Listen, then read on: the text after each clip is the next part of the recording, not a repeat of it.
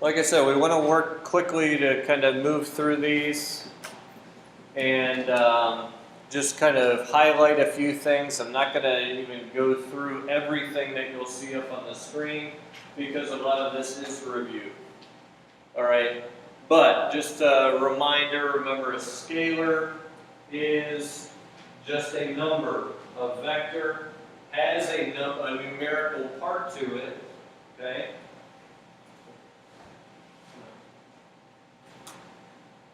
It has a numerical part to it, but there is also a direction. It's the difference between saying I was driving 60 miles an hour and I was driving 60 miles an hour north.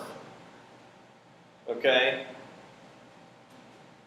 The notation here, one element of notation that we did not have last year is this right here. The only place I've ever seen it before is in your book. Okay, so just be aware. If you see this with the tilde above it, that's talking about a vector as well. Okay, most of the time though, you'll either see it in bold font if it's in a print. Okay, when you're handwriting, don't use bold font. Do a little vector symbol above it. Okay, you can't do bold font really when you're handwriting stuff. And then notice here the notation for magnitude, okay? Again, you may not be able to write all this down right now. The notes will be online. We are going to just kind of hit this pretty quickly, okay? Remember, we had parallel and equal vectors. Make sure you understand the distinction here between parallel and equal. Parallel vectors have either the same or opposite directions. Notice here the arrow is pointing the opposite direction, okay? But they still are parallel, okay? So all four of these we would say are parallel, even though this one is going the opposite direction. Equal vectors have to be parallel and they have to have the same magnitude, okay? And I should add to this that it's not only parallel, but for them to be equal vectors, they are parallel in the same direction, okay? And they have the same magnitude. So that's for equal vectors. Then we have this zero. Every time we deal with a different element of, say, number theory or just set theory, you have different things that are defined, like an identity or an inverse, okay? An identity in vectors is this zero vector. When you add the zero vector to something, you end up with the same thing you started with. All right, so the direction really can be any direction we want, all right? But the magnitude is zero. And that's what makes it the zero vector. The idea is if we were to add opposite vectors, we would get this zero vector, okay? Now, real quickly looking at multiple vectors. When we're talking about multiple vectors, so like here we have vector v. If I wanted 3v, if we were looking at it geometrically, visually here, we would just put 3, one right after the other, okay? Now I have 3v. Notice the direction has stayed constant, but my magnitude is now tripled. So when you have multiple vectors, the direction will stay the same, the magnitude is just tripled. And that, just remembering that concept, particularly when you're working on stuff algebraically, is really helpful, because if you have a certain vector and you know what its magnitude is, and then somewhere down the line you're trying to find the magnitude of a multiple of that vector, you don't have to use your whole magnitude formula again. You can just multiply the original magnitude, okay? So, Another thing that we look at is negative vectors. Here, the magnitude will stay the same. Okay? However, the direction will be the opposite. Notice they're still parallel to each other, but the directions are opposites. And if I were to add a vector and its opposite, I would get our zero vector. Okay? We just saw above, okay? We would have the zero vector. Okay?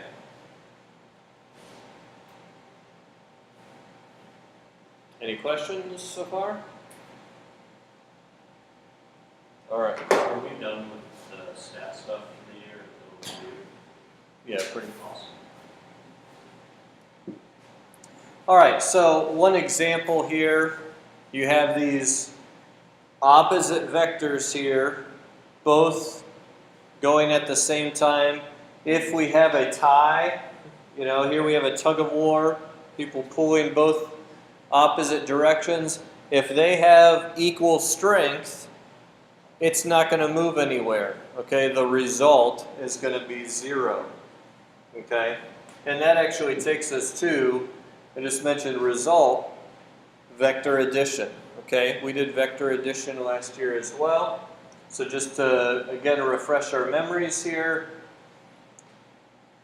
When you're adding two vectors, notice here, I don't add vectors by starting at the same point and drawing the two vectors coming from that point.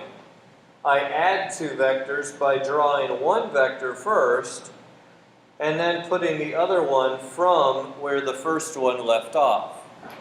Okay? That's a really common mistake students will make. They'll want to try to figure out something by just drawing the two vectors coming from the same point. Right?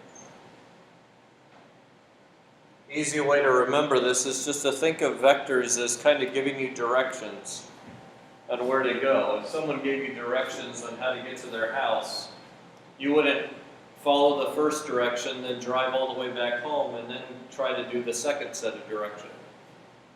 You would just do the first one, and from wherever you ended up, then you would follow the second step in the directions. It's kind of like the vector addition. Follow what U tells you to do, then from there do V. Okay? Another thing to remember about vector addition is that it is commutative. Okay? Here I have U plus V, but if I had started from this point and gone V first, and then done U, notice I would have the same result. Okay? The result, remember, goes from wherever you started to wherever it finishes. Okay? So this right here is that resultant vector, and it's going to be the same regardless of which order you add the vectors in. Okay? So there we have vector addition is commutative. All right, here's another illustration there of that. Okay. Now, there are three basic contexts where we look at vectors in. One is physical movement, okay? Something traveled this distance in this direction, you know, walk 10 paces this way and then 100 steps forward, and, you know, you have actual physical distances. The others, though, that we can visualize with vectors are velocities and forces. Okay? Velocities often come into play when we have traveling, but there's some other force that is kind of countering or somehow impacting our course. For example, let's say that we have this airplane that's trying to fly at 350 miles an hour along this direction, but then we have the wind, U, that's blowing at 20 miles an hour that direction. Okay? if you try to fly this direction, but the wind is blowing this direction, you're not going to go the direction you want. If you wanted to end up here, that's not going to happen in this case. You're going to end up where the wind pushes you, over here. Okay? Because of the resultant vector. And if you were actually doing this, you would have to adjust your course so that you ended up where you want. Okay?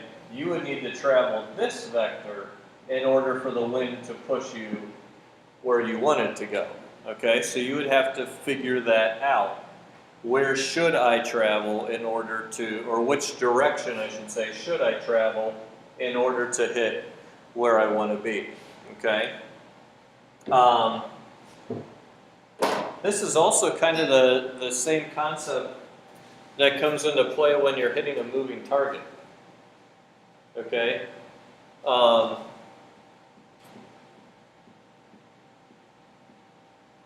don't know if any of you shoot a gun or anything, but if you've ever tried to shoot a target, you know, it's just sitting there. You just aim where you want to hit and pull the trigger. Okay? If there's something moving, like if you've ever shot skeet, the little clay pigeons that they throw up in the air, and you try to shoot those out of the air with a shotgun, that's a lot harder because you can't just aim right at it, because by the time the pellets get out of your gun and get to that spot, it isn't there anymore. It's now, you know, a couple more feet up or down or whichever direction it was going. Okay? So, here's the thing flying through the air. Here you are. Okay? You can't aim right at it, because if you do, by the time it gets there, it's going to be over here. So you need to aim that way so that they meet. Okay? And you're kind of taking into account the vector addition in order to intercept that. Okay, you're taking into account the velocity it's traveling, how quickly the pellets are going to get from your gun to where it's going to hit it, and you try to make it work out in your head in a split second. Okay? So it's a challenge. The other thing is force. Okay? Force. Magnetic fields is awful. What? Three-dimensional magnetic fields is so bad. With Cross forces? products and dot products and Oh. fusion. Yeah. Here we have forces involved. A simple example is just when you're standing still. You may not realize it, but gravity is pushing you down with a force equal to however much you weigh. Okay? Well, in order for you to stand up, the floor is exerting the same amount of force on you upwards. That's why you don't fly up in the air and you don't sink through the floor. Okay? If the floor was exerting more force upward, you'd bounce up in the air. Okay? If it was exerting less force upward than what you weigh, you'd fall through the floor.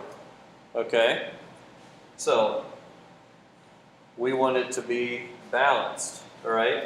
In order to jump, basically what you have to do is you have to create more upward force than what you have pulling down on you, okay? So in order for a 160-pound guy to jump, he's got to exert more than 160 pounds of force going up, okay? So, just a kind of a simple example, but this idea of balanced forces and the zero vector actually go into an entire branch of physics called statics. In literature, a static character is someone who doesn't change the whole storyline. Their character and their personality and stuff stays the same the entire time. Same idea, that term static here. we don't want anything changed. We don't want any movement. In other words, we want the entire vector equation to add up to 0. Okay? And if you study engineering in college, you'll probably have an entire course just on statics. If not more than one course. But it's all balancing. You know, and this is how architecture is done to build things that can support a certain amount of weight. They want all those forces to be balanced. Excuse the interruption, please. There has been a change for those students who signed up for the college visit with the University of Miami. It will be held tomorrow, Friday, October 23rd, in the high school lecture hall at 11:35 a.m. Thank you.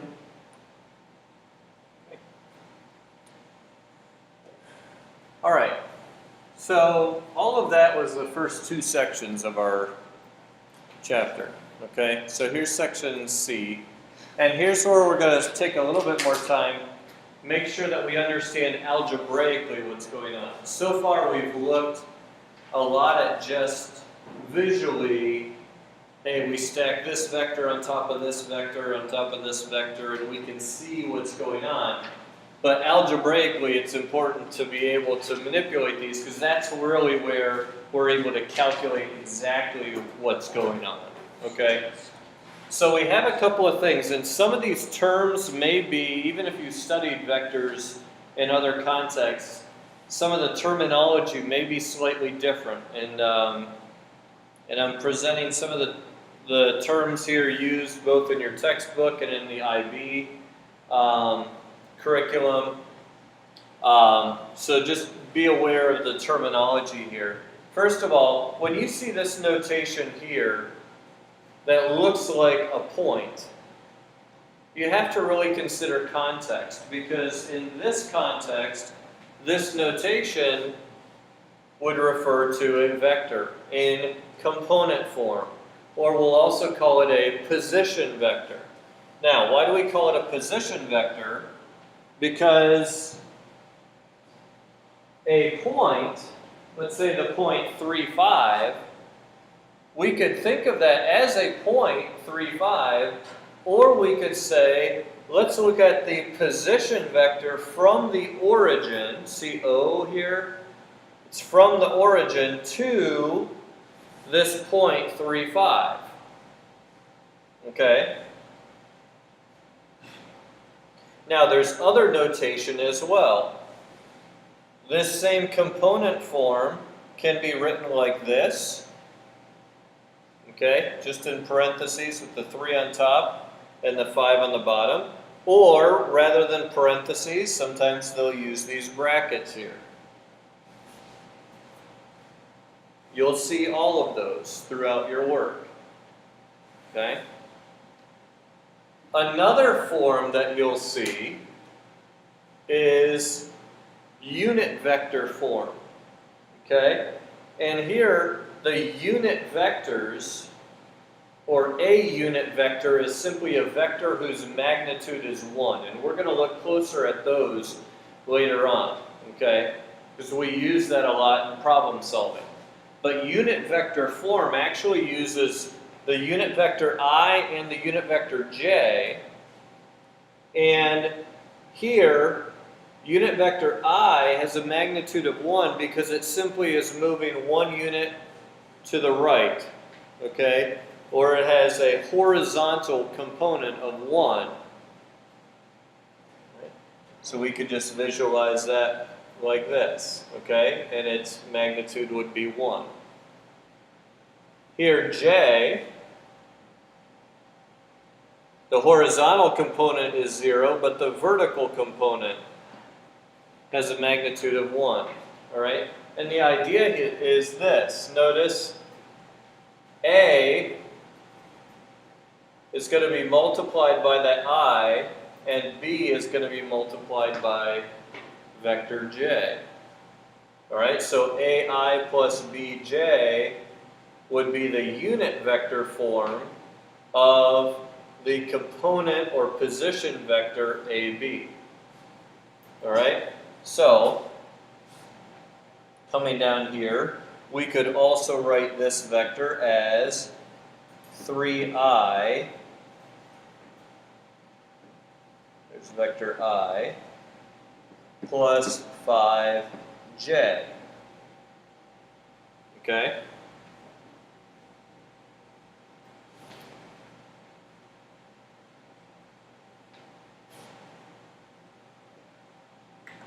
And what's going on here is we may have an initial, let's say we're shooting something off the ground. Our starting velocity that we may know the angle that we shoot it off and that velocity, okay? But if we can break it down into a horizontal component and a vertical component, then let's say we're trying to, we're playing basketball and we're trying to make it in the hoop, we could calculate exactly how much force it would take or what velocity we should launch this at in order to land it right in, okay, or hit any kind of target, all right? We're trying to hit here, all right, so we can figure out a horizontal component. We figure out the vertical component. We can tell how long it's going to be up in the air. We can then use that to figure out how far it will move horizontally from the starting position, okay? And we'll be looking at the trig and stuff involved in solving all that. Okay. Now, equal vectors will always have equal components. That's kind of obvious, but that's going to be important as you set up and try to solve equations. Okay? If you get some kind of a vector equation, let's say you've got 3, 8, and then you've got, this other thing, 4 minus 5a, 6 plus 7b, okay? You can actually break that into separate equations because equal vectors have equal components. I know 3 is going to equal 4 minus 5a. There's an equation, and I can solve for a. 8 is going to equal 6 plus 7b. So I can set up an equation, 8 equals 6 plus 7b, and then solve for b. All right? So it's a really simple concept, but sometimes when we're problem solving, we forget that we can actually use that to write equations. Now,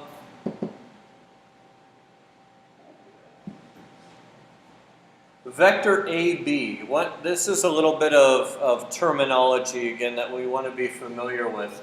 Vector AB is a position vector of B relative to A. Okay? Now, we used that term position vector before. Okay? Position vector. If we're using a point to give our position vector, then it's the position of that point relative to the origin, right? That's why here we had 0.35 gives us vector OA, from the origin to point A. But we can get this between other points, okay? It doesn't always have to go from the origin. So, what we have here is the point 6,2 and the point 1,3, and you can think in terms of movement, basically, all right? So, vector AB, if I'm going from A to B, how do I have to move horizontally? 5 to the left. Okay, I've got to move 5 to the left, so that'll be a -5, and then up 1. What is 1? Yeah. Okay?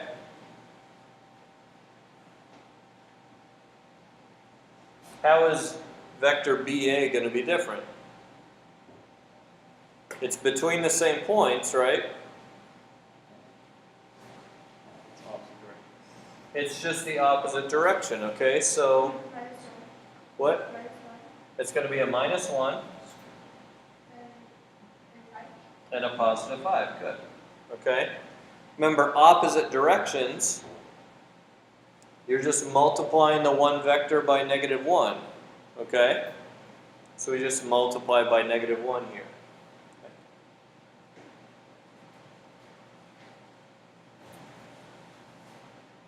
All right. Let me show you one last thing here. And just to relate the logic that we just used with our position vectors, okay? If I was talking about vector OA, what would that be?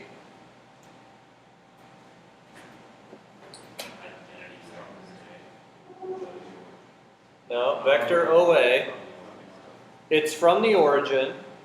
So, to go from the origin to A, I'd have to go 6, 2. Okay? Here I'm just translating a point into a vector, a position vector relative to the origin. Okay? So I have this vector here.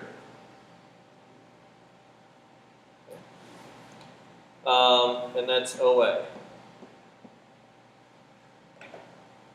I also have vector OB.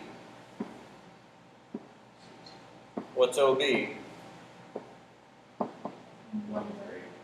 Yeah, 1, 3. Now, watch this. If I had vector addition, okay, I could say that if I travel along vector OA, and then I travel along vector AB, I should get what vector? OB. Okay? Well, if I know OA, well, let's say I'm trying to find AB, okay?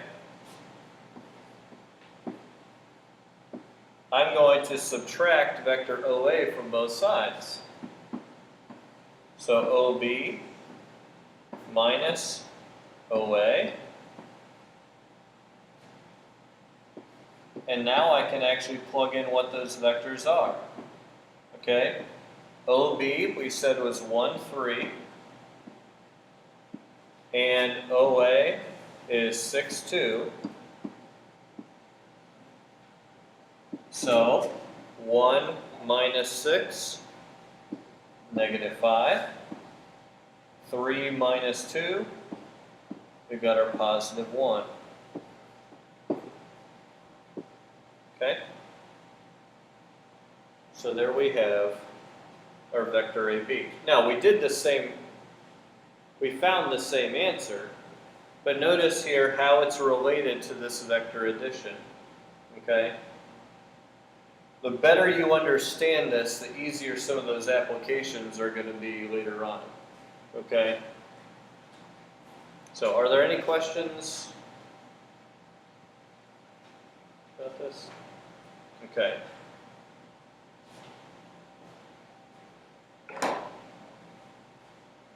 All right. So, I've given you a few just scattered problems since we covered 3 different sections today. I gave you a few kind of scattered problems. Pay attention to like here I said, number 1, you only have to do parts A and B. Okay. On page 283, numbers 2 and 3 are at the top of the page, but then they have a little extra content, and they have another homework section, or another problem section, and number 1 in that section is at the bottom of the page, all right? So I did intentionally put that there. I do have all of the problems here, so you can do it. One thing I will say about this problem here, okay, it says construct vector equations for these. It doesn't really say what you're supposed to make it equal to. So you actually have a lot of possibilities, okay? The idea is you could either do this one of two ways. You could either pick a vector like I'm going to make it equal vector t. All right? Well, what could I put to have it equal vector t? R plus S.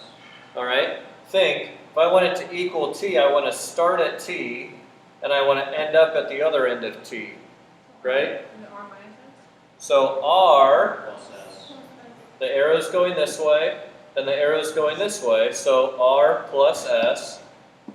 If you did R minus S, you'd end up here where the letter is. Yeah, if I did r minus s, it would go this way. Okay?